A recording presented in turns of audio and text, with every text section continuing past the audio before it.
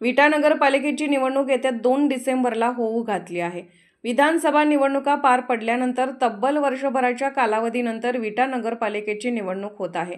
त्यामुळे शिवसेनेचे आमदार सुहास बाबर, भाजपचे आमदार गोपीचंद पडळकर आणि माजी आमदार ॲडव्होकेट सदाशिवराव पाटील यांच्यासाठी नेतृत्वाची ही चाचणी परीक्षा असणार आहे।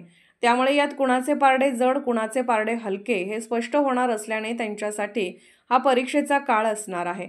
विटा नगरपालिका निवडणुकीत आजी माजी आमदारांची प्रतिष्ठा पणाला लागली आहे। विटा नगरपालिका सत्ता संघर्षाची राजकीय युद्धभूमी ठरणार आहे। तब्बल 3.5 वर्षाच्या कालावधीनंतर विटा नगरपालिकेची निवडणूक होत आहे। सन 2016 मध्ये पार पडलेल्या विटा नगरपालिकेच्या निवडणुकीत विटा पालिकेवर काँग्रेसची सत्ता होती। मात्र गेल्या 9 वर्षात बरीच राजकीय समीकरणे बदलली आहेत।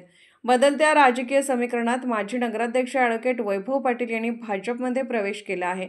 विटा पालिकेवरील सत्ता कायम ठेवण्याचे पाटील गटासमोर आव्हान असणार आहे। विटा नगरपालिका म्हणजे पाटील गटाचा बालेकिल्ला समजला जातो। मागील कार्यकाळात या नगरपालिकेवर काँग्रेसची सत्ता होती। या निवडणुकीत सत्ता कायम ठेवण्याचे आव्हान माजी आमदार ॲडव्होकेट सदाशिवराव पाटील यांच्या समोर आहे। त्यामुळे त्यांच्यासाठी ही निवडणूक महत्त्वपूर्ण आहे। राज्यातील बदललेल्या राजकीय समीकरणामुळे आता विटा पालिकेची समीकरणे बदलली आहेत। यापूर्वी पाटील गट कायमच जनता आघाडीच्या माध्यमातून निवडणुका लढवल्या जात होत्या। विटा पालिकेत पाटील गट पहिल्यांदाच विटा पालिकेची निवडणूक भाजपच्या चिन्हावर लढवणार आहे। त्यामुळे यावेळी पाटील गटासोबत भाजप भक्कम असणार आहे।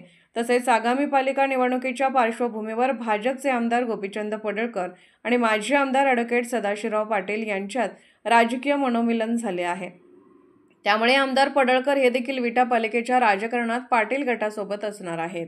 खानापूर तालुक्यातील एकमेव सर्वसमावेशक हक्काचं न्यूज चॅनल विटा लाईव्ह न्यूज चॅनल।